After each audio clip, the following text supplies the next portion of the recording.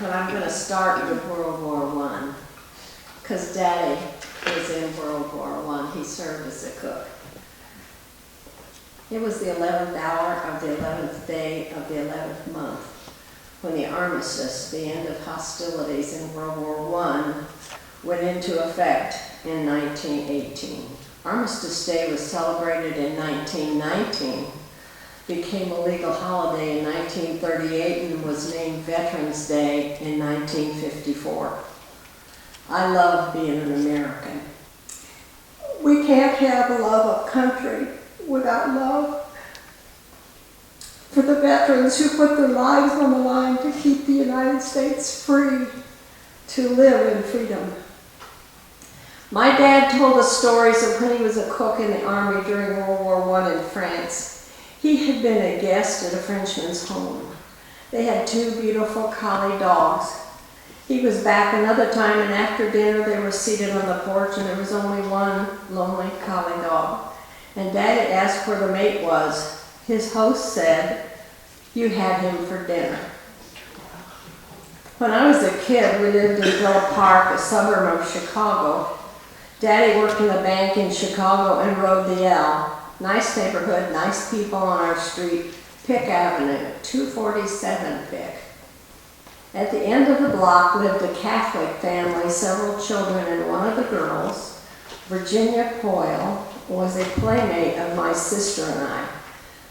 Evenings, a lot of times the neighborhood boys would play kick the can under the street lights, and we loved to watch them. Friendly neighborhood. Then came President Roosevelt's announcement on the radio. Pearl Harbor has been attacked. December 7th, 1941.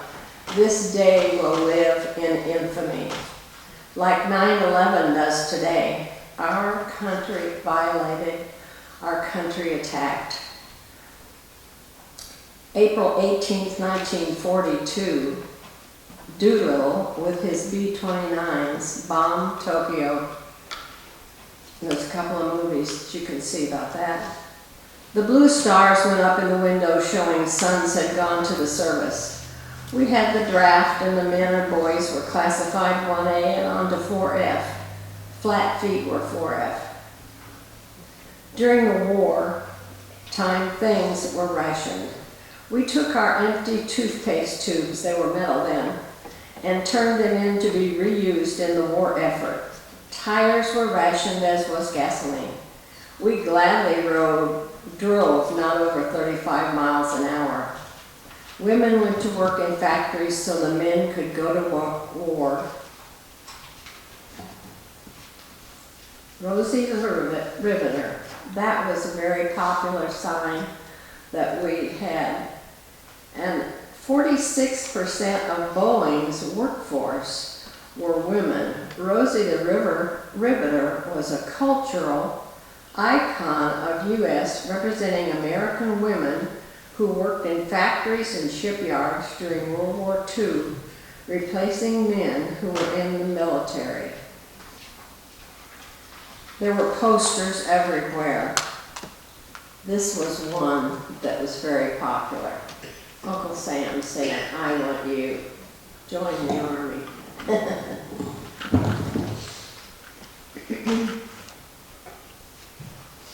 Shoes, sugar, and other things were rationed. We had ration books and used the different coupons when we needed those things. We were glad to be a part of winning this war. We had blackout curtains in all the windows. No lights could be seen after dark. The towns and cities were blacked out. We never knew when enemy planes might come over, see a light and bomb us. Radios and newsreels kept us informed, and newspapers. Then, where there were blue stars in the windows, gold stars began to appear. Bobby Poyle, the brother of our friend, well, the family, was killed before the flag was raised on Iwo Jima.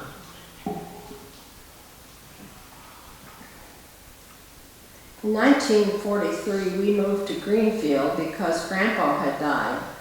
Luther Bundy, a birthright Quaker and relative of, was it William Bundy, who started Walnut Ridge? Grandma and Grandpa had moved from Carthage in 1914 when Mother was 11. After Grandpa died, we needed to be close to Grandma, so we moved down here. Daddy began to practice law. I heard a lot of conversation at home about politics. It was interesting to me.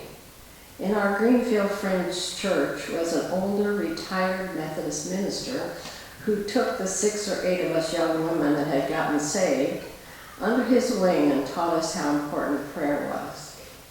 In the 70s, there was a popular book out about the importance of praying an hour a day when Jesus said to Peter, "Could you not pray with me for 1 hour?"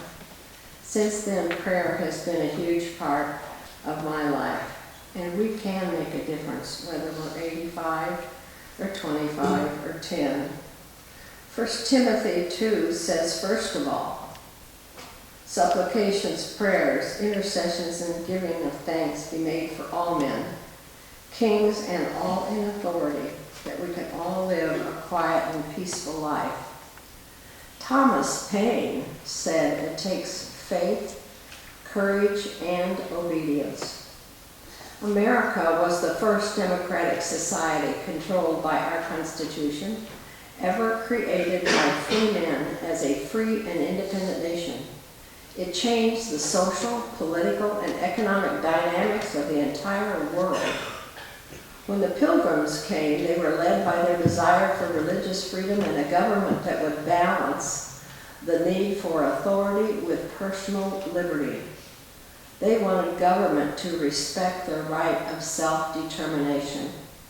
They were seeking personal freedom within a society that provided mutual support and protection for all points of view. That's a quote. Without Dan's permission, I want to say from a personal point of view, Dan left college, lost his student deferment, and was drafted. His conscience would not allow him to carry a weapon. He was trained as a medic and went to Vietnam, refusing to carry a weapon, even warned of the tigers that were a threat. We were praying. Mother was awakened in the middle of the night, warned that Dan was in trouble. She didn't know specifics. She began to pray Psalm 91. If our convictions don't lead us to actions, can we really call them convictions? We can depend on God. Truth never changes. Use it in your prayer life. And don't forget to pray for Israel and the peace of Jerusalem. I pray that the Spirit of truth will enter in behind closed doors in our governments, in every state, city, and town, decision-making meeting, that truth will enter into men's minds even while they are asleep, according to Job 33:14-17. When God may speak in one way or in another, yet man does not perceive it, in a dream, in a vision of the night, when deep sleep falls upon men, while slumbering on their beds, then he opens the ears of men and seals their instruction in order to turn men from his deed and conceal pride from men. Because we don't know how or when life will be over, we stand on what we do know, thanking Jesus for the life he has given us, rejoicing in his presence, doing what we can do, seeking first the kingdom of God and his righteousness.